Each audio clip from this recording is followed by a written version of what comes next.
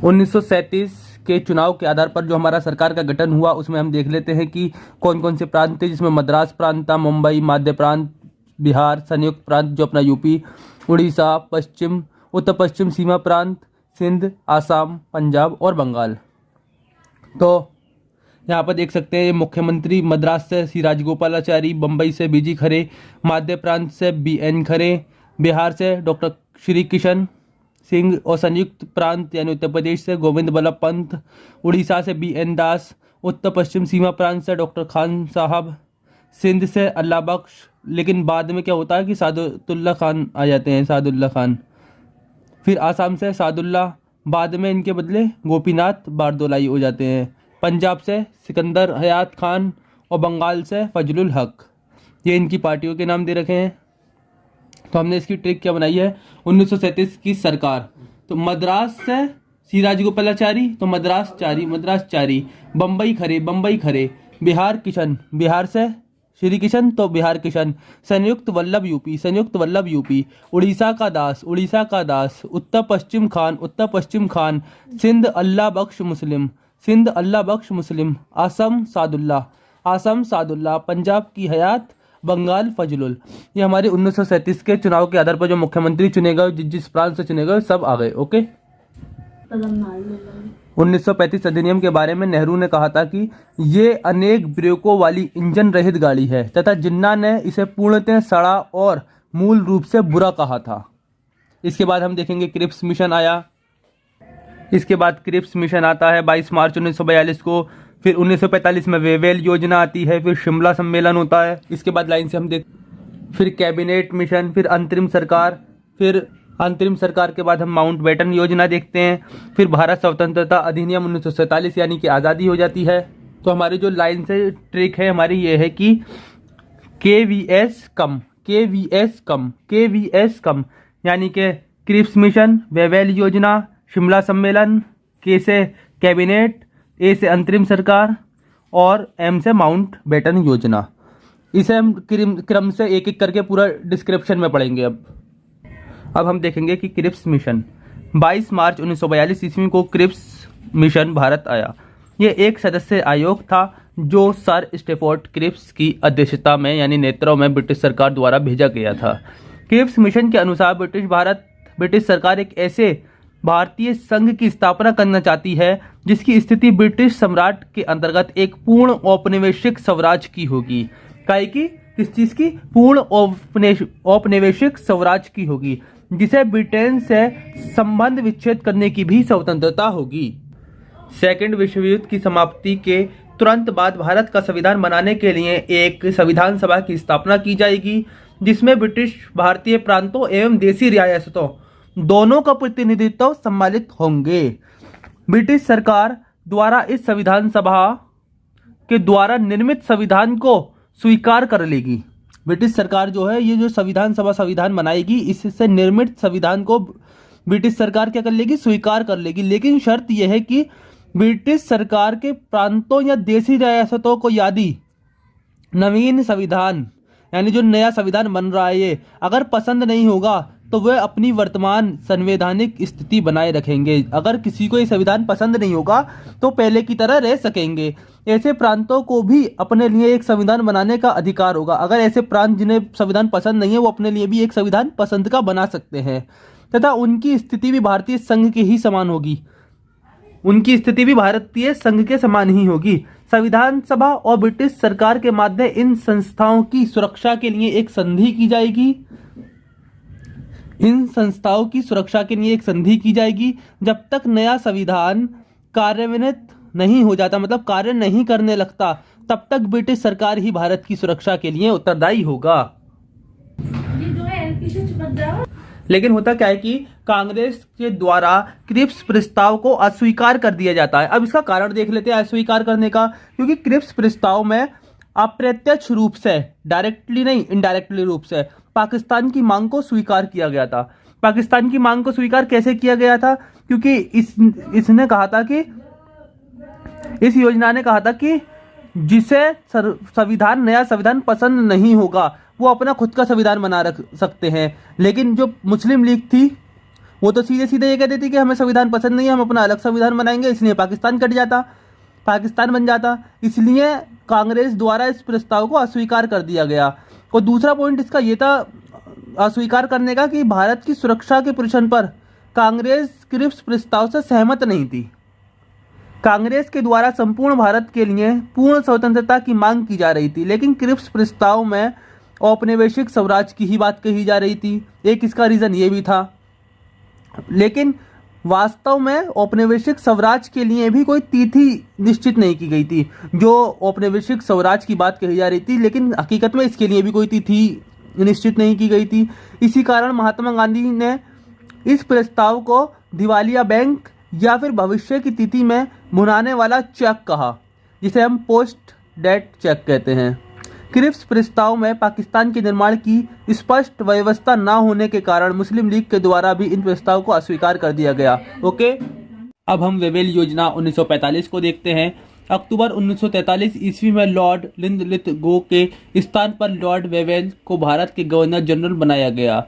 Lord Wavell ने भारत में संवैधानिक गतिरोध को दूर करने एवं अनुकूल वातावरण को तैयार करने के लिए 4 जून 1945 ईस्वी को एक विस्तृत योजना प्रस्तुत की, जिसे वेवेल योजना कहा जाता है। अब वेवेल योजना के प्रमुख जो प्रावधान थे, इन प्रावधानों को देख लेते हैं हम। केंद्र में नई कार्यकारिणी परिषद का गठन किया जाएगा। परिषद में वायसराय एवं सैन्य प्रमुख के अतिरिक्त शेष सभी सदस्य जो होंगे वो भारतीय होंगे। कहने का मतलब यह है कि वायसराय और सैन्य प्रमुख जो होगा वो तो विदेशी होगा, और शेष जितने भी सदस्य होंगे वो भारतीय होंगे। और प्रतिरक्षा विभाग वायसराय के अधीन होगा। प्रतिरक्षा विभाग जो है वो वायसराय के अधीन होगा। कार्यकारिणी में मुस्लिम सदस्यों की जो संख्या होगी वो हिंदुओं के बराबर होगी। मतलब कहने का मतलब यह है जो मुस्लिम सदस्य होंगे वो हिंदू सदस्यों के ही बराबर होंगे। कार्यकारिणी परिषद एक अंतरिम राष्ट्रीय सरकार के सम्मान में होगी। कार्यकारिणी परिषद एक अंतरिम राष्ट्रीय सरकार के सम्मान में होगी। गवर्नर जनरल बिना कारण वीटो शक्ति का प्रयोग नहीं करेगा। वीटो जो पावर है ये पॉलिटी में हम अच्छे से समझाएंगे। इसमें क्या है कि गवर्नर जनरल बिना कारण वीटो शक्ति का प्रयोग नहीं करेगा। देखना है कि इस चैप्टर को, ये चैप्टर जो है हमारा हिस्ट्री में भी आता है और पॉलिटी में भी आता है। पॉलिटी में ये पहला चैप्टर कहलाता है और हिस्ट्री में ये लास्ट का चैप्टर कहलाता है। तो दोनों ही सब्जेक्ट में ये चैप्टर है। तो जहां पर हम हिस्ट्री पढ़ाएंगे वहां इसे पॉलिटी में नहीं पढ़ाएंगे, जहां पॉलिटी में पढ़ा देंगे वहां हिस्ट्री में से गायब कर देंगे। एक बार ही तो पढ़ाना है। गवर्नर जनरल बिना कारण वीटो शक्ति का प्रयोग नहीं कर सकेगा। द्वितीय विश्व युद्ध के बाद भारतीय स्वयं अपना संविधान बना लेंगे। कहने का मतलब यह है कि अभी क्या चल रहा है, द्वितीय विश्व युद्ध। इसके बाद भारत के जो लोग हैं वो खुद का संविधान बना लेंगे। भारत छोड़ो आंदोलन के दौरान सभी गिरफ्तार नेताओं को रिहा कर दिया जाएगा और शिमला में एक सर्वदलीय सम्मेलन बुलाया जाएगा।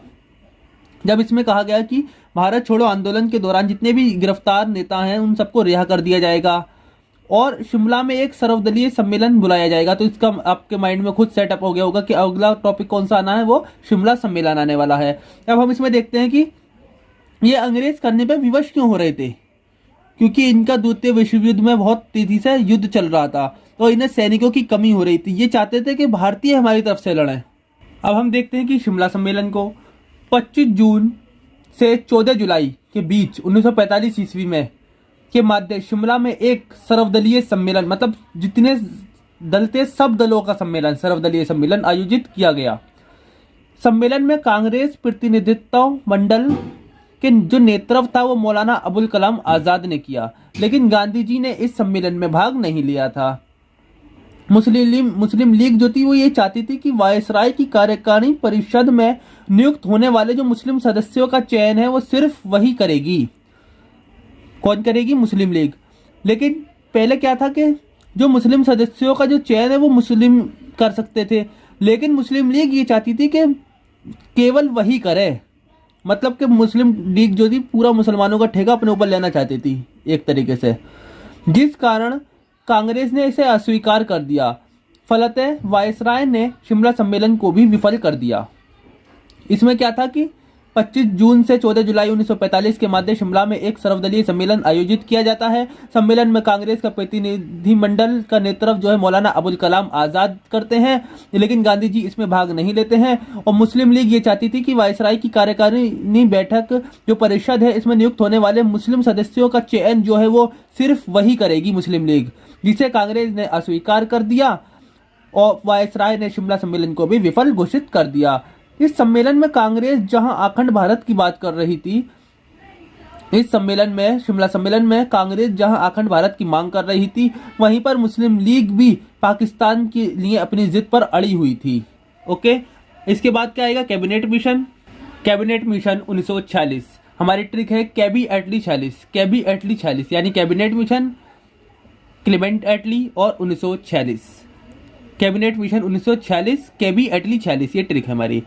ब्रिटिश प्रधानमंत्री सर क्लेमेंट एटली जो लेबर पार्टी के थे, इन्होंने 22 जनवरी 1946 ईस्वी को भारत में चल रहे राजनीतिक गतिरोध को दूर करने के लिए एक उच्च स्तरीय कैबिनेट मिशन भेजने का निर्णय लिया।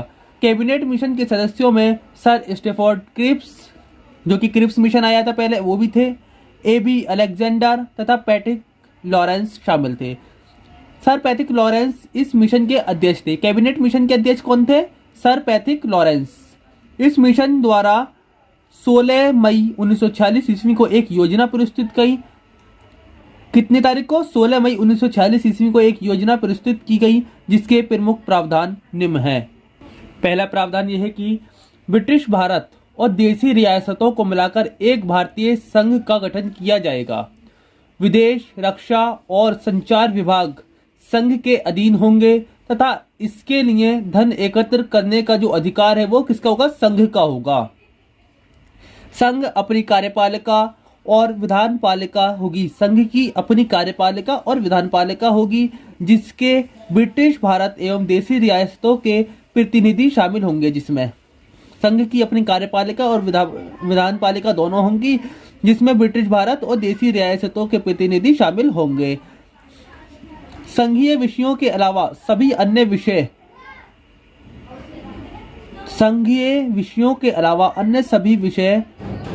अवशिष्ट शक्तियां जो है वो प्रांतों में दी जाएंगी।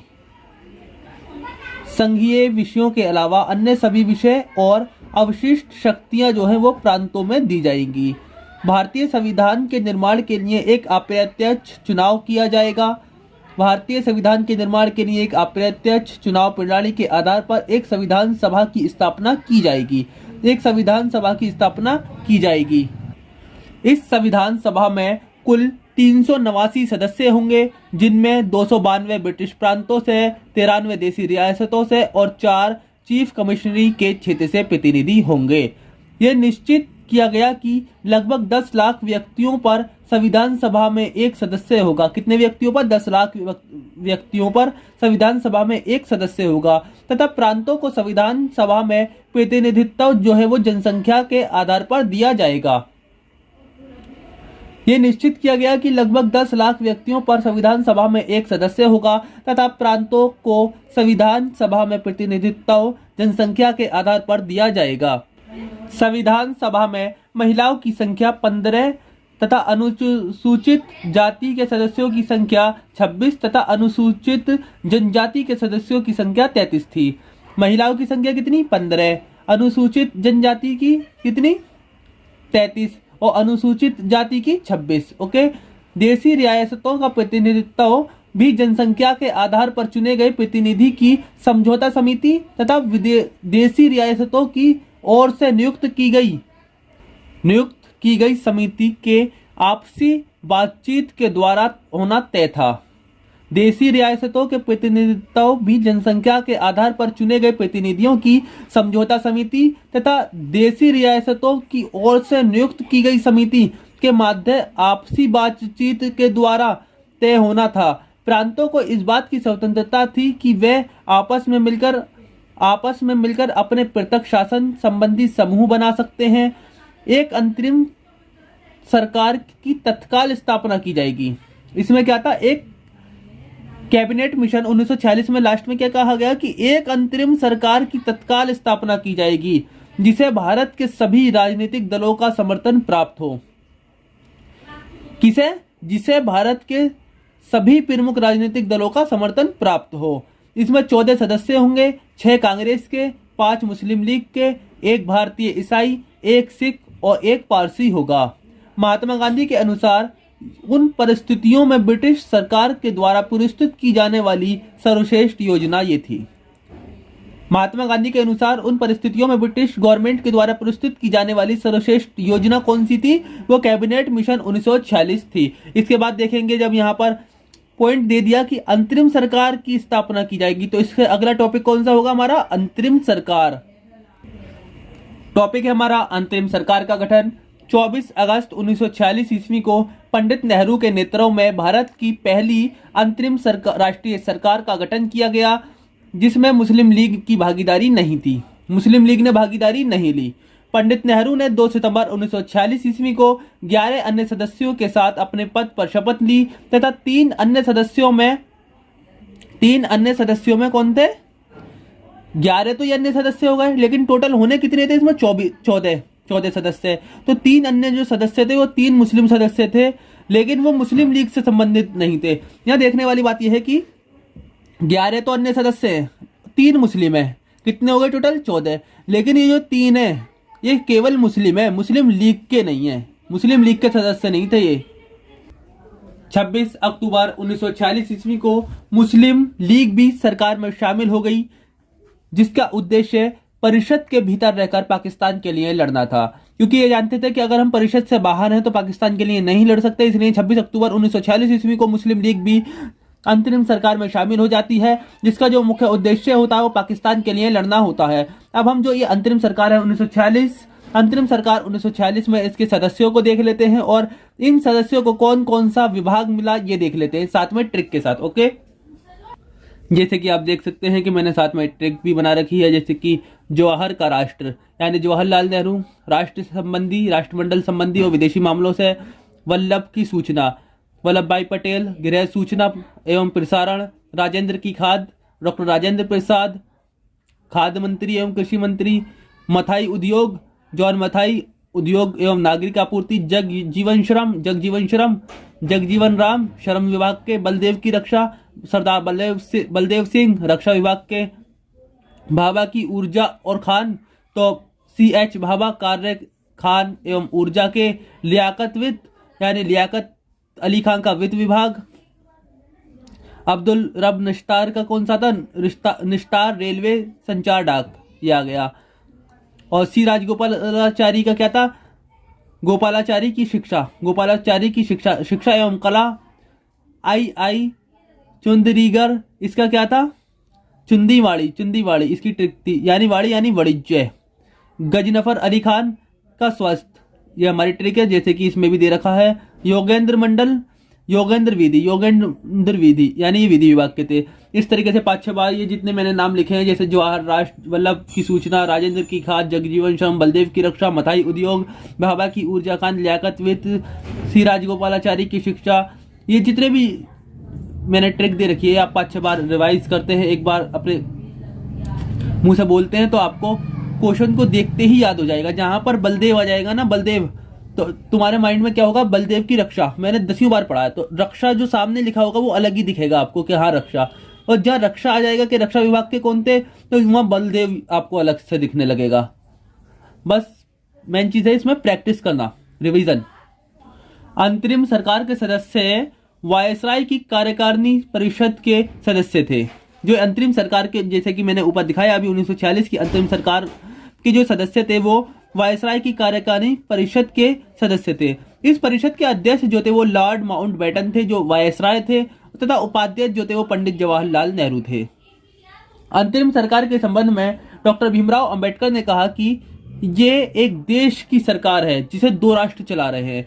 डॉक्टर भीमराव अंबेडकर ने क्या कहा कि ये एक देश की सरकार है जिसे 2 राष्ट्र चला रहे हैं। 2 राष्ट्र कैसे चला रहे हैं? क्योंकि आप देख सकते हैं कि यहाँ पर वायसराय माउंटबेटन है तथा उपाध्यक्ष पंडित जवाहरलाल नेहरू है। पंडित जवाहरलाल नेहरू जो है भारत के हैं और लॉर्ड माउंटबेटन कहाँ के हैं? वो इंग्लैंड के हैं, यानी ब्रिटिश ताज से हैं। तो इसे 2 राष्ट्र चला रहे हैं। अंबेडकर कहते हैं कि ये एक देश की सरकार है जिसे 2 राष्ट्र चला रहे हैं। और मुस्लिम लीग ने अनुसूचित जाति के हिंदू राजनेता योगेंद्र नाथ मंडल को विधि मंत्रालय के लिए नामित कर दिया। मुस्लिम लीग ने अनुसूचित जाति के हिंदू राजनेता योगेंद्र नाथ मंडल को विधि मंत्रालय के लिए नामित कर दिया। जैसे कि हम ऊपर भी देख चुके हैं कि यहाँ पर भी दिखाई दे रहा होगा अभी आपको, योगेंद्र नाथ मंडल विधि विभाग से है। अब आगे देखते हैं कि 26 अक्टूबर 1946 ईस्वी को 3 गैर मुस्लिम सदस्यों के स्थान पर मुस्लिम लीग के 5 सदस्य अंतरिम सरकार में शामिल हो जाते हैं। जैसे कि मैंने पहले बताया था कि आपको 11 अन्य सदस्य थे और 3 मुस्लिम सदस्य थे, लेकिन उन सदस्यों का जो चयन था वो मुस्लिम लीग के द्वारा नहीं था, मतलब मुस्लिम लीग के सदस्य नहीं थे। तो अब उन 3 मुस्लिमों को हटाकर 5 मुस्लिम लिए जा रहे हैं, लेकिन ये जो है ये 5 मुस्लिम ये मुस्लिम लीग के हैं। कहने का मतलब यह मुस्लिम लीग 26 अक्टूबर 1946 ईस्वी को इसमें ऐड हो जाती है, जुड़ जाती है, क्योंकि उसका जो उद्देश्य है वो पाकिस्तान के लिए लड़ना है। तो उन 3 जो सदस्य थे मुस्लिम पहले बिना मुस्लिम लीग वाले, उन्हें हटाकर 5 सदस्य लिए जाते हैं जो कि मुस्लिम लीग के होते हैं। 9 दिसंबर 1946 ईस्वी को दिल्ली में संविधान सभा की पहली बैठक होती है, जिसका मुस्लिम लीग बहिष्कार कर देती है। जैसे कि मैंने पहले आपको बता चुका हूं कि जो मुस्लिम लीग थी उसका उद्देश्य पाकिस्तान के लिए लड़ना था, यानी कि इस योजना को का बहिष्कार कर इस योजना को विफल करना था। तो 9 दिसंबर 1946 ईस्वी को दिल्ली में संविधान सभा की पहली बैठक होती है, जिसका मुस्लिम लीग ने बहिष्कार कर दिया। मुस्लिम लीग के द्वारा संविधान सभा का लगातार बहिष्कार को देखते हुए ब्रिटिश सरकार ने यह निर्णय ले लिया कि संविधान सभा के निर्णय मुस्लिम बहुल क्षेत्रों में लागू नहीं होंगे। जैसे कि मैं बार बार बोल रहा था कि पाकिस्तान के लिए लड़ रही थी, वो इस योजना को विफल करना चाह रही थी, ऐसा ही हुआ। लास्ट में मुस्लिम लीग के द्वारा संविधान सभा का लगातार बहिष्कार को देखते हुए ब्रिटिश गवर्नमेंट ने यह निर्णय ले लिया कि संविधान सभा के निर्णय मुस्लिम बहुल क्षेत्रों में लागू नहीं होंगे। मतलब जो संविधान बनेगा, संविधान सभा के द्वारा जो संविधान बनेगा तो मुस्लिम बहुल क्षेत्रों में लागू नहीं होगा। इसके बाद माउंटबेटन योजना को देखेंगे हम। माउंटबेटन योजना 3 जून 1947। तत्कालीन परिस्थितियों में ब्रिटिश प्रधानमंत्री क्लीमेंट एटली ने, इस समय ब्रिटिश प्रधानमंत्री कौन है? क्लीमेंट एटली ने 20 फरवरी 1947 ईस्वी को यह घोषणा की कि ब्रिटिश सरकार 30 जून 1948 से पहले 30 जून 1948 से पहले भारतीयों को सत्ता सौंप दी जाएगी।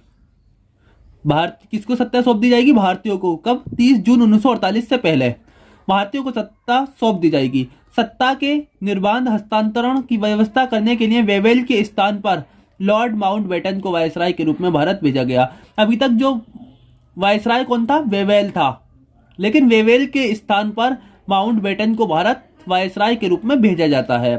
3 जून 1947 ईस्वी को माउंटबेटन के द्वारा एक योजना प्रस्तुत की जाती है जिसे माउंटबेटन योजना कहा जाता है। इस योजना के अब महत्वपूर्ण जो बिंदु हैं उन बिंदुओं को देख लेते हैं।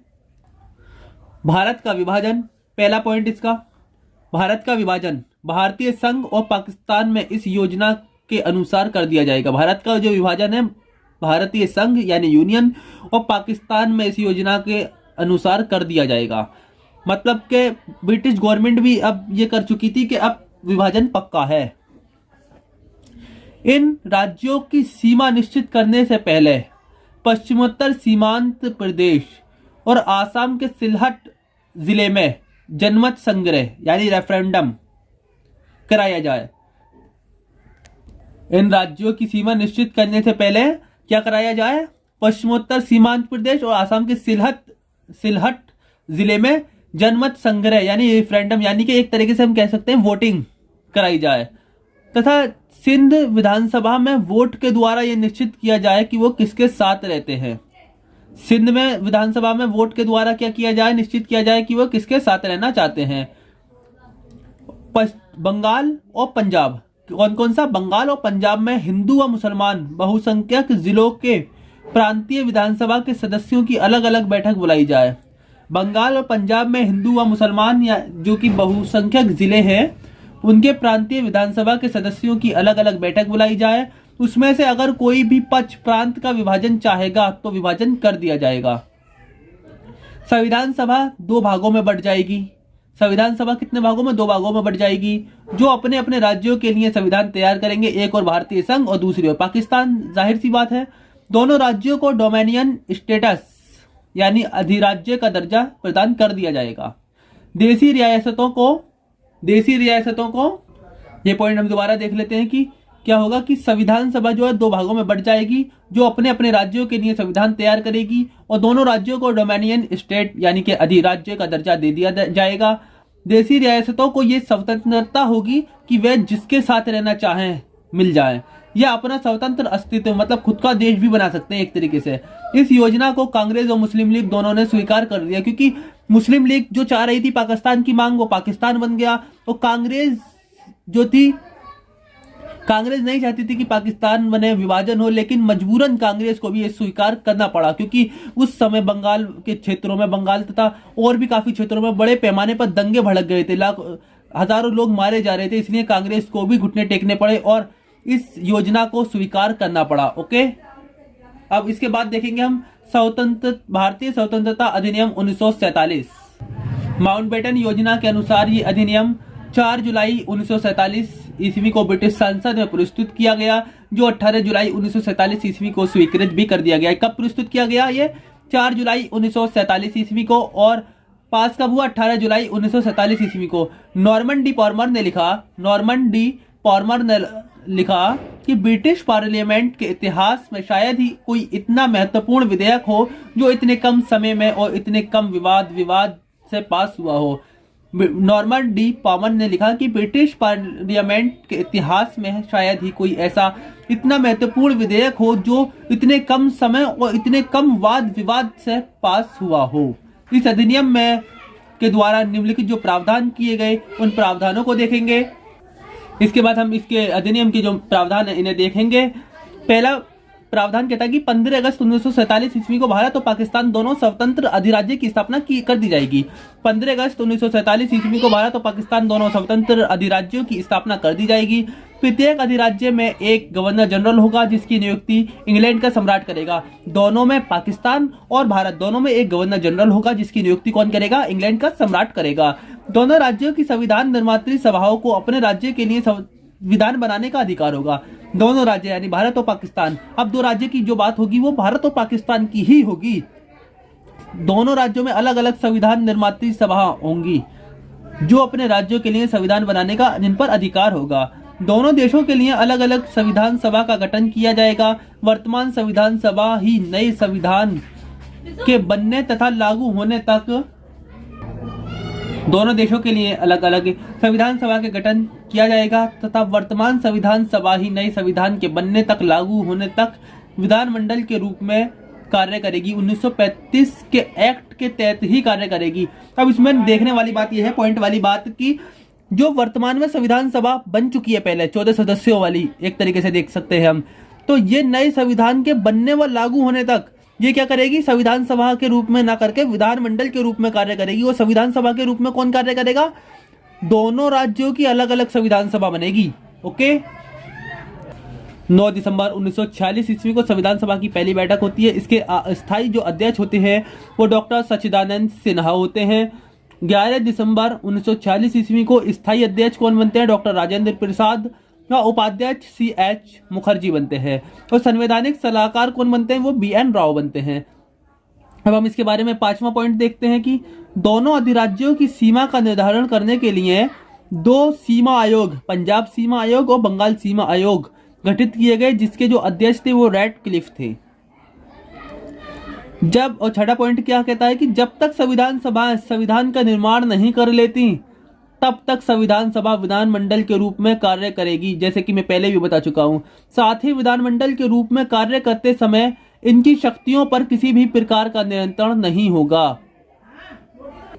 अब हम जैसे कि देख सकते हैं कि स्वतंत्र भारत का पहला मंत्रिमंडल 1947, इसमें लाइन से हमारे सदस्यों के नाम दे रखे हैं और इधर विभाग दे रखे हैं।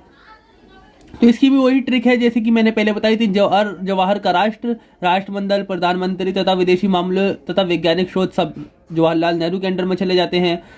वल्लभ भाई पटेल के हाथ क्या आती है? गृह, सूचना एवं प्रसारण, राज्यों के मामले, वल्लभ की सूचना एवं प्रसारण, राजेंद्र की खाद्य, जैसे कि डॉक्टर राजेंद्र प्रसाद की खाद्य एवं कृषि, मौलाना अबुल कलाम आज़ाद की शिक्षा, डॉक्टर जॉन मथाई की रेलवे एवं परिवहन, RK क्षण हम इसे देखते हैं कि RK क्षण सुगम शेट्टी के लिए वित्त विभाग, लेकिन पहले जो वित्त विभाग था वो लियाकत अली को था पहले पिछली बार में। अब यहाँ पर देखते हैं हम डॉक्टर भीमराव अंबेडकर। डॉक्टर भीमराव अंबेडकर विधि के बन जाते हैं, लेकिन पहले योगेंद्र नाथ मंडल थे। जगजीवन श्रम पहले भी इन पर ही था, लेकिन ये विभाग अब भी इन पर ही पर रहता है। वही यहाँ देखते हैं कि सरदार बलदेव सिंह इन पर रक्षा विभाग रहता है, लेकिन पहले भी रक्षा विभाग इन्हीं पर था। फिर आती है कि राजकुमारी अमृत कौर, इन पर स्वास्थ्य विभाग रहता है, लेकिन पहले किन पर था स्वास्थ्य विभाग? गजनफर खान को। फिर देखते हैं हम CH भाभा, इन पर वाणिज्य विभाग आता है, लेकिन पहले वाणिज्य विभाग किस पर था? चंडीगढ़ पर था। और फिर आता है रफ़ी अहमद किदवई, इन पर संचार विभाग रहता है। फिर आता है कि डॉक्टर श्यामा प्रसाद मुखर्जी, इन पर उद्योग एवं आपूर्ति विभाग रहता है, लेकिन पहले किस पर था? जॉन मथाई पर था ये। फिर आता है VN गडगिल, इन पर कार्य खान तथा ऊर्जा विभाग रहता है, लेकिन पहले किस पर था? ये भाभा पर था। इसी के साथ हम आगे देखते हैं। अब संविधान सभा के विचार को व्यावहारिक रूप से सर्वप्रथम अमेरिका और फ्रांस में अपनाया गया था। भारत की स्वतंत्रता के राष्ट्रीय आंदोलन के लंबे कालखंड में अनेक अवसरों पर प्रत्यक्ष व अप्रत्यक्ष व परोक्ष रूप से संविधान सभा के गठन की मांग की गई। संविधान सभा का सिद्धांत का दर्शन सर्वप्रथम बाल गंगाधर तिलक के निर्देशन में निर्मित स्वराज विधेयक में मिलता है। 1922 ईस्वी में गांधी जी ने भारतीय संविधान के निर्माण के लिए भारत की संविधान सभा की आवश्यकता पर बल दिया था। हरिजन पत्रिका में उन्होंने ये विचार व्यक्त किया कि भारतीय संविधान भारतीयों की इच्छा के अनुसार ही होना चाहिए। अप्रैल 1923 ईस्वी में गठित संप्रभु समिति व कॉमनवेल्थ की अध्यक्षता वाले अप्रैल 1923 ईस्वी में गठित संप्रभु समिति और कॉमनवेल्थ ऑफ इंडिया बिल का प्रारूप तैयार किया गया। इसे 1925 ईस्वी में गांधी जी की अध्यक्षता वाले दिल्ली सर्वदलीय सम्मेलन में प्रस्तुत किया गया। यह संविधान निर्माण की दिशा में पहला महत्वपूर्ण प्रयास था। 1942 ईस्वी में क्रिप्स मिशन ने भारत में संविधान सभा के गठन की बात को स्पष्ट स्वीकार किया, लेकिन इसे व्यवहारिक रूप से वर्ष 1946 ईस्वी को कैबिनेट मिशन प्रस्ताव द्वारा प्रदान किया जा सका। संविधान सभा के लिए चुनाव जुलाई और अगस्त के बीच 1946 ईस्वी में हुआ। ब्रिटिश भारत के लिए आवंटित 296 सीटों हेतु हुआ। इस चुनाव में भारतीय राष्ट्रीय कांग्रेस को 208, मुस्लिम लीग को 73 व छोटे समूह व स्वतंत्र सदस्यों को 15 सीटें प्राप्त हुई। भारतीय राष्ट्रीय कांग्रेस को 208, मुस्लिम लीग को 73, छोटे समूह व स्वतंत्र सदस्यों को 15 सीटें प्राप्त हुई। यह स्पष्ट था कि संविधान सभा आंशिक रूप से चुनी हुई और आंशिक रूप से नामांकित निकाय थी। इसके अतिरिक्त सदस्यों का जो चयन था वो अप्रत्यक्ष रूप से प्रांतीय व्यवस्थापिका के सदस्यों के द्वारा किया जाना था, जिसका चुनाव एक सीमित मताधिकार के आधार पर किया गया था।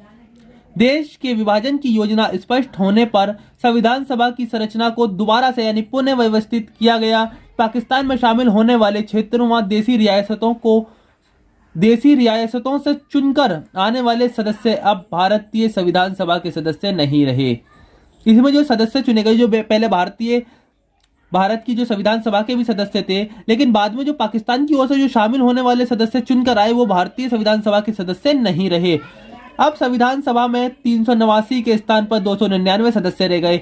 389 के स्थान पर 299 सदस्य रह गए, जिसमें 229 सदस्य प्रांत से थे तथा 70 सदस्य जो थे वो देसी रियासतों से थे। भारतीय संविधान सभा में 15 महिलाओं को शामिल किया गया। विजय लक्ष्मी पंडित, राजकुमारी अमृत कौर, सरोजिनी नायडू, सुचेता कृपलानी, पूर्णिमा बनर्जी, लीला राय, जी दुर्गाबाई, हंसा मेहता, कमला चौधरी, रेणुका राय, मालती चौधरी, दक्षयानी वेलायुधन, बेगम एजाज रसूल, एनी मस्करीनी, अम्मू स्वामीनाथन, इन 15 महिलाओं को शामिल किया गया। 9 दिसंबर 1946 ईस्वी को संविधान सभा की पहली बैठक हुई। इस प्रथम बैठक में डॉक्टर सच्चिदानंद सिन्हा को अस्थायी अध्यक्ष चुना गया। 11 दिसंबर 1946 ईस्वी को डॉक्टर राजेंद्र प्रसाद को संविधान सभा का अध्यक्ष तथा CH मुखर्जी को उपाध्यक्ष चुना गया तथा इसी दिन सर BN राव को संविधान सभा का संवैधानिक सलाहकार भी चुना गया। उद्देश्य प्रस्ताव, संविधान सभा का प्रारंभ।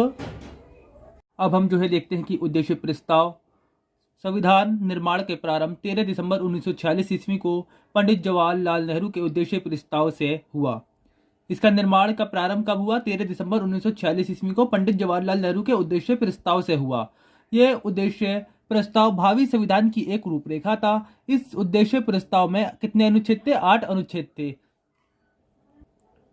नेहरू के उद्देश्य प्रस्ताव में संविधान सभा का जो प्रमुख उद्देश्य जैसे सामाजिक, आर्थिक एवं राजनीतिक न्याय, अभिव्यक्ति की स्वतंत्रता व उपासना का अधिकार सम्मिलित था। समाज के पिछड़े वर्गों, अनुसूचित जातियों व जनजातियों और अल्पसंख्यकों के हितों की रक्षा की घोषणा हुई। इसी उद्देश्य प्रस्ताव में भारत को एक संप्रभु राज्य के रूप में पहचाना गया तथा विश्व शांति पर भी बल दिया गया। नेहरू के इस उद्देश्य प्रस्ताव को 22 जनवरी 1946 ईस्वी को सर्वसम्मति से स्वीकार कर लिया गया। इसने संविधान के स्वरूप को काफी हद तक प्रभावित किया। बाद में इसी उद्देश्य प्रस्ताव को परिवर्तित कर संविधान की प्रस्तावना यानी प्रेम्बल बनी। संविधान की जो प्रेम्बल बनी, जो प्रस्तावना बनी, वो किसे संशोधित कर बनी? उद्देश्य प्रस्ताव को। ओके, अब हम देखते हैं स्वतंत्रता अधिनियम द्वारा परिवर्तन। भारत स्वतंत्रता अधिनियम 1947 ने संविधान सभा की संरचना में निम्न परिवर्तन किए, जो कि नीचे दिए हुए हैं। संविधान सभा को पूर्ण रूप से संप्रभु निकाय बनाया गया, जो स्वेच्छा से कोई भी संविधान बना सकती थी। इस अधिनियम ने संविधान सभा को ब्रिटिश संसद के द्वारा भारत के संबंध में बनाई गई किसी भी कानून को समाप्त करने और बदलने का अधिकार दे दिया। मतलब जो ब्रिटिश गवर्नमेंट कानून बना चुकी थी तो उसे ये समाप्त भी कर सकती थी और उसे बदल भी सकती थी। दूसरा पॉइंट देखते हैं, संविधान सभा एक विधायिका बन गई। दूसरे शब्दों में संविधान सभा को अलग अलग काम सौंपे गए। कौन कौन से काम सौंपे गए, अब ये देख लेते हैं। संविधान सभा एक विधायिका बन गई। दूसरे शब्दों में संविधान सभा को 2 अलग अलग काम सौंपे गए, जिसमें से एक कार्य था स्वतंत्र भारत के लिए संविधान बनाना। संविधान सभा को एक ये विधायिका बन गई, इसे 2 अलग अलग काम सौंपे गए। पहला काम क्या था? संविधान बनाना, स्वतंत्र भारत के लिए संविधान बनाना, तथा दूसरा क्या था? देश के लिए सामान्य कानून लागू करना। पहला स्वतंत्र भारत के लिए संविधान बनाना, दूसरा देश के लिए सामान्य कानून लागू करना। इन दोनों कार्यों को अलग अलग दिन करना था। इस प्रकार संविधान सभा स्वतंत्र भारत की पहली संसद बनी, क्योंकि इन दोनों कामों को, पहला काम क्या था? स्वतंत्र भारत के लिए एक संविधान बनाना और दूसरा देश के लिए सामान्य कानून लागू करना। इन दोनों कार्यों को अलग अलग दिन करना था। इस प्रकार संविधान सभा जो थी वो स्वतंत्र भारत की पहली संसद बन गई।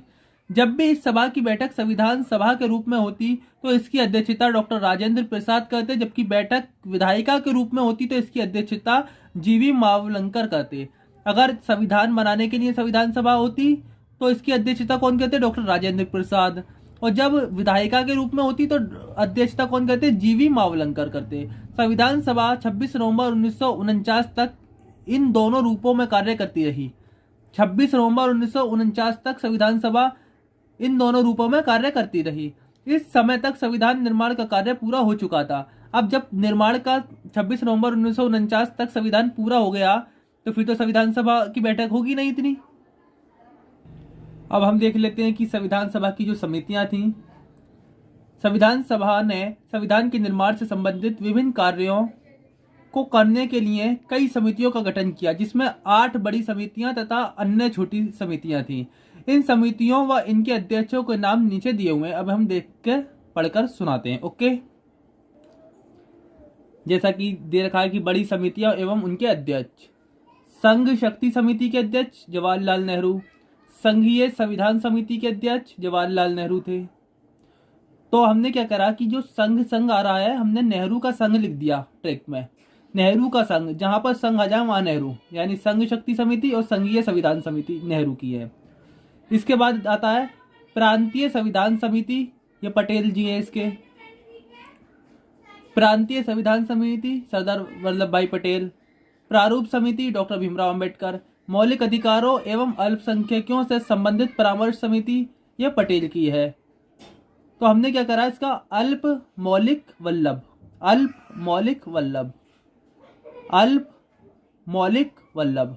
यानी अल्पसंख्यक और मौलिक अधिकारों से संबंधित जो समिति है वो वल्लभ भाई पटेल की है। इस समिति की भी दो समिति थी। इस समिति की दो उप समिति थी, मौलिक अधिकार की उप समिति और अल्पसंख्यक उप समिति। मौलिक अधिकार की जो उप समिति थी, इसके जो अध्यक्ष थे वो जे बी कृपलानी थे और अल्पसंख्यक समिति के CH मुखर्जी थे। इसके बाद छठी देखते हैं प्रक्रिया नियम समिति। प्रक्रिया नियम समिति के डॉक्टर राजेंद्र प्रसाद थे। तो हमने ट्रिक बना रखी है कि प्रक्रिया किसकी, राजेंद्र की, तो हमें याद हो जाएगा।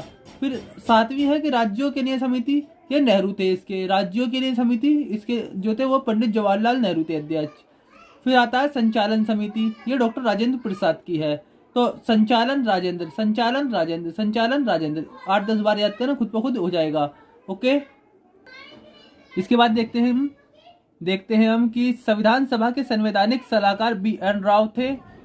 इनके द्वारा संविधान का पहला प्रारूप तैयार किया गया। इस प्रारूप में 243 अनुच्छेद तथा 13 अनुसूचियां थीं। इसके बाद हम देखेंगे कि प्रारूप समिति को पूरा देखते हैं डिस्क्रिप्शन में।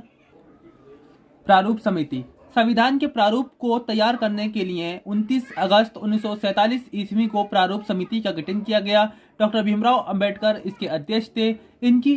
इसमें अध्यक्ष सहित कितने सदस्य थे? 7 सदस्य थे। देख लेते हैं के एम मुंशी, ये बंबई से निर्वाचित थे। मोहम्मद सादुल्ला, ये आसाम से निर्वाचित थे, ये मुस्लिम लीग की तरफ से थे। BM मित्तर। चौथे हैं अल्लादी किशन स्वामी अय्यर, ये मद्रास से निर्वाचित थे, ये निर्दलीय थे। पांचवें हैं N गोपाल स्वामी अयंगर, ये मद्रास से निर्वाचित थे। छठे हैं DP खेतान, ये निर्दलीय थे। बाद में BM मित्तर और DP खेतान के स्थान पर N माधव और TT किशनमचारी को सदस्य बनाया गया। प्रारूप समिति के सदस्यों में से केवल 2 KM मुंशी और TT कृष्णाचारी कांग्रेस के सदस्य थे। ओके, अब छोटी छोटी समितियों व उनके अध्यक्षों को देख लेते हैं। संविधान सभा के कार्यों से संबंधित समितियां: GV मावलंकर कार्य संचालन समिति, KM मुंशी सदन समिति, B पत्ताभी सीता मैया राष्ट्र ध्वज संबंधी तदर्थ समिति, डॉक्टर राजेंद्र प्रसाद मौलिक अधिकार अल्पसंख्यक एवं जनजातीय व बहिष्कृत क्षेत्रों के लिए सलाहकार समिति, वल्लभ भाई पटेल। क्रीडेंशियल समिति, अल्लादी कृष्ण स्वामी अय्यर। वित्त एवं कर्मचारी समिति, डॉक्टर राजेंद्र प्रसाद। हिंदी अनुवाद समिति, उर्दू समिति। प्रेस दीर्घा समिति, आयुक्तों में प्रांतों की समिति, भाषाई प्रांतों से संबंधित आयोग, वित्तीय प्रावधानों संबंधित विशेषज्ञ समिति, सर्वोच्च न्यायालय के लिए तदर्थ समितियां। इसके बाद हम आगे देखेंगे, जैसे कि 13वीं समिति है वित्तीय प्रावधानों संबंधित विशेषज्ञ समिति, सर्वोच्च न्यायालय के लिए तदर्थ समिति, जो कि S वरदाचार्य थे। इसके बाद देखते हैं हम 30 अगस्त 1947 ईस्वी को प्रारूप समिति की प्रथम बैठक होती है। 30 अगस्त 1947 को प्रारूप समिति की प्रथम बैठक होती है। इसके पश्चात संविधान के प्रारूप पर 114 दिनों तक चर्चा की गई। कितने दिनों तक? 114 दिनों तक चर्चा की गई। इस दौरान तैयार प्रारूप का 3 बार वाचन किया गया, मतलब 3 बार रीडिंग की गई। जो प्रारूप तैयार होता है उसे 3 बार रीडिंग की गई कि कोई कमी ना रह गई हो। डॉक्टर भीमराव अंबेडकर ने संविधान सभा के समक्ष the constitution as settled by the assembly be passed प्रस्ताव पेश किया। कौन सा? The constitution as settles by the assembly be passed प्रस्ताव पेश किया। संविधान के प्रारूप पर पेश इस प्रस्ताव को 26 नवंबर 1949 ईस्वी को पारित कर दिया गया। इस पर अध्यक्ष व सदस्यों ने हस्ताक्षर कर दिए। भारत के संविधान के पिता आधुनिक मूल की संज्ञा डॉक्टर भीमराव अंबेडकर को दी जाती है। संविधान का पिता या आधुनिक मूल किसे कहा जाता है? डॉक्टर भीमराव अंबेडकर को कहा जाता है। संविधान सभा में डॉक्टर भीमराव अंबेडकर का निर्वाचन पश्चिम बंगाल से हुआ था। संविधान की प्रस्तावना में 26 नवंबर 1949 का उल्लेख उस दिन के रूप में किया गया जिस दिन भारत के लोगों ने सभा में संविधान को अपनाया, लागू किया और स्वयं को सौंपा। संविधान की प्रस्तावना में 26 नवंबर 1949 का उल्लेख उस दिन के रूप में किया गया है कि जिस दिन भारत के लोगों ने सभा में संविधान को अपनाया, लागू किया और स्वयं को सौंपा। 26 नवंबर 1949 को अपनाए गए संविधान में प्रस्तावना 22 भाग इस संविधान में 26 नवंबर 1949 को जो संविधान अपनाया गया उसमें क्या क्या है, एक प्रस्तावना है, 22 भाग है, 395 अनुच्छेद है, 8 अनुसूचियां हैं। प्रस्तावना को पूरे संविधान को लागू करने के बाद ही लागू किया गया। पहले पूरा संविधान लागू हुआ था, उसके बाद प्रस्तावना को लागू किया गया। ओके, अब हम देखेंगे कि संविधान सभा के विकास के कुछ चरणों को देखेंगे। संविधान के निर्माण में संविधान सभा को 2 वर्ष 11 महीने 18 दिन लगे। संविधान सभा को निर्माण करने में, मतलब संविधान को बनने में, निर्माण होने में कितना समय लगा, 2 वर्ष 11 महीने व 18 दिन लगे। अपने कार्यकाल में संविधान सभा निम्नलिखित 3 चरणों से गुजरी। अब हम एक एक करके चरण देखते हैं कि कौन कौन से स्टेज से गुजरी है। फर्स्ट स्टेज को देखते हैं हम। ये जो स्टेज थी ये 6 दिसंबर 1946 से 14 अगस्त 1947 तक चली। इसमें संविधान सभा कैबिनेट मिशन द्वारा सुझाई गई सीमाओं के भीतर कार्य करती रही। कैबिनेट मिशन के द्वारा जो सुझाई गई सीमाएं थी, मतलब जो एक लिमिट दे रखी थी कैबिनेट मिशन ने, उसके भीतर ही कार्य करती रही। इस चरण में पंडित जवाहरलाल नेहरू ने संविधान की उद्देश्य प्रस्तावना प्रस्तुत की, जिसके आधार पर संविधान का प्रारूप तैयार करने की प्रक्रिया प्रारंभ हुई। जब नेहरू ने उद्देश्य प्रस्ताव पारित किया तो उसी उद्देश्य प्रस्ताव पर ही संविधान का प्रारूप तैयार करने की प्रक्रिया शुरू की गई। अब हम सेकंड स्टेज को देखते हैं। सेकंड स्टेज में यह है कि यह चरण 15 अगस्त 1947 से 26 नवंबर 1949 तक चला। कब तक? 15 अगस्त 1947 से 26 नवंबर 1949 तक चला। इस दौरान संविधान सभा एक परिसंपन्न व अस्थायी संस्था के रूप में कार्य करती रही। इस दौरान संविधान के प्रारूप का संविधान सभा में वाचन किया गया व उस पर व्यापक विचार विमर्श हुआ। अब थर्ड स्टेज को देख लेते हैं हम। यह चरण जो है 27 नवंबर 1949 से मार्च 1952 तक चला। इस दौरान संविधान सभा अब तक एक अस्थायी संसद के रूप में कार्य करती रही, जब तक भारत में आम चुनाव के पश्चात निर्वाचित प्रतिनिधि नहीं चुने गए, जब तक ये संसद का निर्माण नहीं हुआ। मतलब के कहने का मतलब यह है, ये जो चरण चला है, ये जो स्टेज है 27 नवंबर 1949 से मार्च 1952 तक चली है। इस दौरान संविधान सभा तब तक एक अस्थायी संसद के रूप में कार्य कर रही थी, जब तक कि भारत में आम चुनाव होने के पश्चात निर्वाचित प्रतिनिधि नहीं चुने जाते व नई संसद का निर्माण नहीं होता। ओके, अब हम अगला देखेंगे। संविधान निर्माताओं ने लगभग 60 देशों के संविधानों का अवलोकन किया और इसके प्रारूप में 114 दिन तक विचार किया।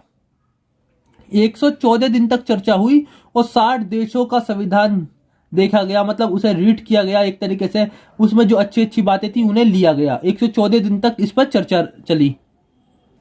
अब हम देख लेते हैं कि संविधान दिवस 26 नवंबर भारत में संविधान दिवस के रूप में मनाया जाता है। इसकी शुरुआत 2015 ईस्वी में हुई, क्योंकि इस वर्ष संविधान निर्माता डॉक्टर भीमराव अंबेडकर के 125वें जन्मदिन के रूप में मनाया गया था। अब देखते हैं कि अंतर्राष्ट्रीय लोकतंत्र दिवस 15 सितंबर 2015 को विश्व भर में अंतर्राष्ट्रीय लोकतंत्र दिवस मनाया गया। संयुक्त राष्ट्र महासभा ने 2017 में एक प्रस्ताव पारित कर इस दिवस को मनाने की घोषणा की।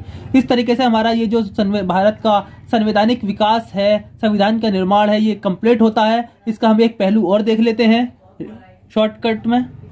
हम देखेंगे कि 1935 अधिनियम के बाद क्रिप्स आते हैं, क्रिप्स प्रस्ताव आता है, वेवेल आता है, शिमला आता है, कैबिनेट आता है, अंतरिम सरकार आता है, इसके बाद में माउंट बेटन योजना आती है, फिर भारत स्वतंत्रता अधिनियम 1947 आता है। तो हमारी जो ट्रिक है इसे याद करने की कि किस क्रम में आई है, तो हमारी ट्रिक यह है KVS KAM, KVS तक पढ़ना है, KVS और फिर कर दो कम, KVS कम, KVS कम, KVS कम, और दूसरा साथ में इसके साथ एक ट्रिक और लगानी है। जैसे कि हमने सुना है कि K1 2 3 4 5 6, ये कितने वर्ड है? 6। जैसे कि हम देखते हैं कि ये 6 वर्ड है। इसी तरह हमने 6 वर्ड ये लिखे हैं 42 45 45 46 46 47। ये याद करना है बस, इन 6 वर्डों के साथ में इसे और याद करना है साथ में, 42 45 45 46 46 47, 42 45 45 46 46 47। जैसे कि आप यहाँ देख सकते हो K के आगे 42 है, V के आगे 45 है, फिर S के आगे 45 है, फिर K के आगे 46 है, फिर A के आगे 46 है, फिर M के आगे 47 है। 42 45 45 46 46 47, यानी कि क्रिप्स मिशन 42 में आया, वेवेल 45 में आया, शिमला 45, और ये क्या है कैबिनेट 46, अंतरिम सरकार 46 और माउंटबेटन योजना 47। इसी तरीके से हम एक चीज और याद कर सकते हैं, MJJM एजन, MJJM एजन, MJJM एजन। अगर ये 3 लाइनें याद कर लेते हैं तो पूरा 1935 से लेकर एंड तक का सब याद हो जाने वाला है। क्या है हमारा KVS KAM 42 45 45 46 46 47, MJJM एजन, यानी कि के आगे 42 और ऊपर ये वाला M, कितना ये क्रिप्स मिशन मार्च 1942 में।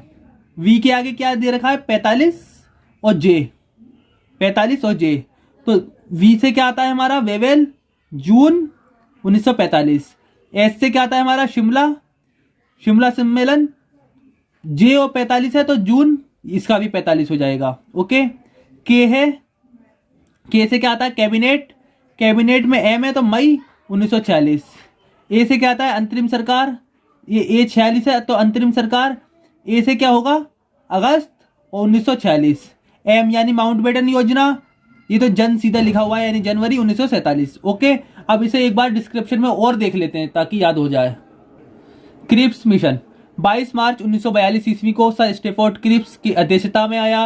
भारतीय संघ पूर्ण औपनिवेशिक स्वराज की बात कही गई। इसमें सेकंड युद्ध के यानी सेकंड वर्ल्ड वार के बाद संविधान सभा के निर्माण की बात कही गई। अप्रत्यक्ष रूप से इसमें पाकिस्तान की मांग को स्वीकार किया गया और भारत की सुरक्षा पर जब तक संविधान काम न करने लगे उसके प्रश्न पर जो है कांग्रेस जो थी सहमत नहीं थी और गांधी जी ने इसे दिवालिया बैंक या भविष्य में भुनाने वाला चेक कहा। इसलिए और कुल मिला के यह है कि पाकिस्तान की मांग भी खुले तौर पर जो इसमें औपनिवेशिक स्वराज की बात कही थी उसकी भी तिथि इन्होंने पूरी तरीके से घोषित नहीं की थी और पाकिस्तान की मांग स्वीकार तो की थी लेकिन अप्रत्यक्ष रूप से की थी, इसलिए इसे मुस्लिम लीग ने भी ठुकरा दिया। तो इसी तरह ये क्रिप्स मिशन जो है विफल हो जाता है। इसके बाद आता है वेवेल, 4 जून 1945 ईस्वी को वेवेल आता है। इसमें क्या होता है कि कार्यकारिणी परिषद का गठन किया जाता है, मुस्लिमों की संख्या हिंदुओं के बराबर की जाती है और सेकंड युद्ध के बाद कहा जाता है कि भारतीय अपना संविधान खुद बना लेंगे और भारत छोड़ो आंदोलन में जितने भी लोगों को गिरफ्तार किया गया था सबको रिहा करने की बात कही जाती है और शिमला में एक सर्वदलीय सम्मेलन बुलाया जाता है। इसके बाद शिमला सम्मेलन 25 जून से 14 जुलाई तक चलता है 1945 ईस्वी में। इसमें कांग्रेस की तरफ से जो अध्यक्षता करते हैं मौलाना अबुल कलाम आजाद करते हैं लेकिन गांधी जी इसमें भाग नहीं लेते हैं।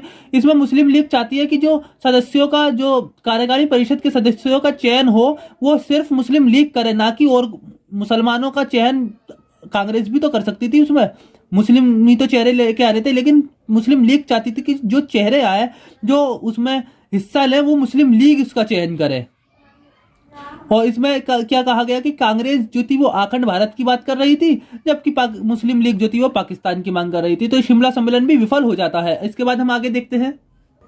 इसके बाद हम कैबिनेट मिशन को देख लेते हैं। इसके उस टाइम जो थे प्रधानमंत्री जो थे वो क्लीमेंट एटली थे। ये 16 मई 1946 ईस्वी को आया है कैबिनेट मिशन। तो इसकी हमने ट्रिक क्या बनाई थी, केबी एटली 46 यानी कैबिनेट मिशन एटली PM थे और 46 में आया, 1946 ईस्वी में आया। तो इसमें क्या होता है कि भारतीय संघ की बात कही गई। फिर इसमें कहा गया कि कार्यपालिका व विधान पालिका होगी, संघ की कार्यपालिका व विधान पालिका होगी। संघीय विषयों के अलावा विषय प्रांतों की शक्ति व जो है वो प्रांतों को दे दी जाएगी और अप्रत्यक्ष चुनाव प्रणाली से एक संविधान सभा का निर्माण होगा।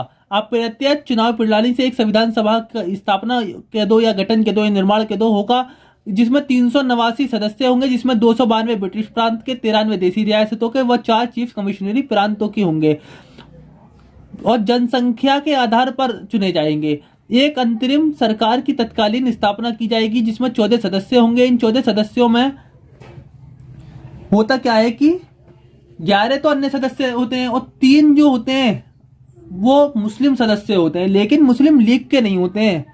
मुस्लिम सदस्य तो होते हैं लेकिन क्या होता है कि वो मुस्लिम लीग के नहीं होते हैं। गांधी जी ने इन परिस्थितियों में इस प्रस्तुत योजना को सर्वश्रेष्ठ योजना बताया था। अब हम देख लेते हैं, यहाँ पर अंतरिम सरकार की बात हो गई, तो अब आगे हमारा अंतरिम सरकार आने वाला है। 24 अगस्त 1946 ईस्वी को अंतरिम सरकार की स्थापना होती है। नेहरू के नेतृत्व में 2 सितंबर 1946 ईस्वी को 11 सदस्यों के साथ शपथ लेते हैं, जिसमें 3 मुस्लिम लीग के, जैसे कि मैं ऊपर बता चुका हूँ, मुस्लिम होते हैं, लेकिन ये मुस्लिम लीग के नहीं होते। 26 अक्टूबर 1946 ईस्वी को मुस्लिम लीग शामिल होती है। 26 अक्टूबर 1946 को मुस्लिम लीग शामिल होती है, और इन 3 की जगह 5 मुस्लिम शामिल होते हैं, मुस्लिम लीग के होते हैं। और मुस्लिम लीग का उद्देश्य अंतरिम सरकार के अंदर रहकर और बार बार बहिष्कार कर पाकिस्तान की मांग को स्वीकार करवाना था। इस परिषद के जो अध्यक्ष थे लॉर्ड माउंटबेटन थे। अंबेडकर ने कहा था कि इस अंतरिम सरकार के बारे में कहा था कि अंबेडकर साहब ने कि एक देश की सरकार है जिसे 2 राष्ट्र चला रहे हैं। 9 दिसंबर 1946 ईस्वी को संविधान सभा की पहली बैठक होती है, लेकिन मुस्लिम लीग इसका बहिष्कार कर देती है। जैसे कि मैं पहले बार बार कहता आ रहा हूं कि मुस्लिम लीग बार बार बहिष्कार करके इसे विफल करना चाहती थी, ताकि पाकिस्तान की मांग को स्वीकार किया जा सके। ये देखते हुए ब्रिटिश गवर्नमेंट ने निर्णय ले लिया कि मुस्लिम क्षेत्रों पर ये जो संविधान बनेगा ये लागू नहीं होगा। अब हम आगे देखते हैं। जैसे कि मैंने कहा कि इस समय इस परिषद के जो अध्यक्ष थे वो माउंटबेटन थे, तो माउंटबेटन एक योजना प्रस्तुत करते हैं। 3 जून 1947 ईस्वी को क्लीमेंट एटली की घोषणा पर माउंटबेटन को जो है भारत भेजा गया वेवेल के स्थान पर, और माउंटबेटन ने विभाजन यानी भारतीय संघ और पाकिस्तान में विभाजन की बात कर दी, और इस अधिनियम को दोनों ने स्वीकार किया, क्योंकि मुस्लिम लीग तो इसे स्वीकार करती, क्योंकि तो पहले से ही पाकिस्तान की मांग कर रही थी, लेकिन कांग्रेस को इसलिए स्वीकार करना पड़ा क्योंकि पश्चिम बंगाल वगैरह में जो है इस क्षेत्र में, इस रीजन में बड़े बड़े दंगे भड़क गए थे, जिससे हजारों लोग मारे जा रहे थे। अतः लास्ट में हार कर क्या एक मजबूरन अपने देशवासियों की सुरक्षा के लिए इस निर्णय को स्वीकार करना पड़ा। फिर आता है हमारा भारत स्वतंत्रता अधिनियम 1947। 4 जुलाई 1947 को प्रस्तुत किया गया ये ब्रिटिश पार्लियामेंट में, और 18 जुलाई 1947 को ये पास हो जाता है। 4 जुलाई में प्रस्तुत करते हैं, 18 जुलाई में पास हो जाता है। नॉर्मन डी पामन ने लिखा है कि ब्रिटिश पार्लियामेंट के इतिहास में शायद ही ऐसा कोई महत्वपूर्ण विधेयक हो जो इतने कम समय और इतने कम वाद विवाद में पास हो चुका हो। ओके, हमारा ये चैप्टर कंप्लीट होता है, और जो नीचे दे रखा है ये इसके बारे में आप खुद देख चुके हैं कि KVS कम 42 45 45 46 46 47 MJJM एजन। इस ट्रिक को याद कर हम 1935 से लेकर भारत स्वतंत्रता अधिनियम 1947 तक का सब याद कर सकते हैं। ये हमारा जो चैप्टर था भारत का संवैधानिक विकास या संविधान निर्माण में जो आने वाली परेशानियां थी, कमियां थी और जो प्रयास किए गए उन सब के बारे में एक डिटेल कह सकते हैं हम। ये हमारा जो हिस्ट्री में है, हिस्ट्री में अगर ये चैप्टर पढ़ा जाता है तो ये हिस्ट्री में सबसे चैप्टर जो है ये, अगर हम हिस्ट्री में इसे पढ़ेंगे तो ये चैप्टर लास्ट में पढ़ेंगे, क्योंकि पहले प्राचीन भारत, फिर मध्यकालीन भारत, फिर आधुनिक भारत। जब आधुनिक भारत स्टार्ट होगा तो धीरे धीरे ये क्रम चलना शुरू हो जाएगा, लेकिन जो लास्ट होगा आधुनिक भारत का वो एक चैप्टर कहलाएगा, क्योंकि आधुनिक भारत जो है संविधान के निर्माण और संविधान के अकॉर्डिंग जो 1952 में जो पहली संसद ये बैठकों का जो सिलसिला चालू होता है, मतलब यहाँ तक हमारा संविधान आधुनिक भारत खत्म हो जाता है। लेकिन जब पॉलिटी शुरू होती है हमारी, तो पॉलिटी इस जगह से शुरू होती है, जैसे कि मैं एक पेज पर आपको करके बता देता हूँ। जैसे कि हम देखते हैं प्राचीन भारत, फिर उसके बाद मध्यकालीन भारत आता है, फिर आधुनिक भारत आता है। तो आधुनिक भारत के अंदर हम गांधी जी को पढ़ते हैं, कांग्रेस को पढ़ते हैं, सब पढ़ लेते हैं। तो उसके बाद में जाहिर सी बात है आधुनिक भारत में जो हमारे स्वतंत्रता संग्राम हुए, विद्रोह हुए हैं, उसके बाद हमारा संविधान बनता है, यानी हमें आज़ादी मिलती है। जब हमें संविधान बनने शुरू हो गया, हमें आज़ादी मिल गई, तो उसके बाद हम संवैधानिक विकास पढ़ेंगे लास्ट में। ये क्या है हमारा हिस्ट्री, क्योंकि संविधान में क्या क्या कमियां आई, क्या दिक्कतें हमें हुई, क्या क्या प्रयास किए गए, क्या क्या विशेषता है, हर चीज़ हम इसमें संवैधानिक विकास में पढ़ेंगे। फिर जब हम पॉलिटी पढ़ते हैं तो पॉलिटी में हम आर्टिकल पढ़ेंगे, तो आर्टिकल भी तो संविधान के ही अंदर है कि इसका विकास कैसे हुआ। तो हम पहले पॉलिटी पढ़ने में पहले संवैधानिक विकास पढ़ेंगे और हिस्ट्री पढ़ने में लास्ट में पढ़ेंगे। कहने का मतलब यह है कि हिस्ट्री के लास्ट में संवैधानिक विकास और पॉलिटी के पहले। ओके, ये हमारा चैप्टर कंप्लीट हो जाता है। इसका रिवीजन करें अच्छी तरीके से। और जो मैं पढ़ा रहा हूँ ये बहुत बेस लेवल से, मतलब गहराई से पढ़ाया जा रहा है, क्योंकि ये फुल एनसीईआरटी पर बेस्ड है। और यूपीएससी, स्टेट पीसीएस एग्जाम जो होते हैं वो एनसीईआरटी बेस्ड होते हैं, मतलब गहराई से पूछा जाता है उसके अंदर। तो मैं पढ़ाने को तो ऊपर ऊपर से भी आराम से पढ़ा सकता था काफ़ी कम समय के अंदर, लेकिन ये बेस्ड इसलिए पढ़ा रहा हूँ, बेस्ड इसलिए पढ़ा रहा हूँ क्योंकि यूपीएससी और पीसीएस जैसे एग्जाम में बहुत गहराई से ही पूछा जाता है। ओके, अब अगला जो चैप्टर होगा हमारा वो देखते हैं कि हमारा पॉलिटी के अकॉर्डिंग अगला जो चैप्टर होगा वो आर्टिकल्स चलेंगे। पहले आर्टिकल से लेके जितने भी आर्टिकल हैं 395 अनुच्छेद हैं वो चलेंगे, उनमें जितने भाग हैं इसके बारे में वर्णन किया जाएगा। ओके, और अगर हम इस चैप्टर को जो है हिस्ट्री में पढ़ रहे हैं तो यहाँ पर हमारा आधुनिक भारत खत्म हो जाता है। ओके।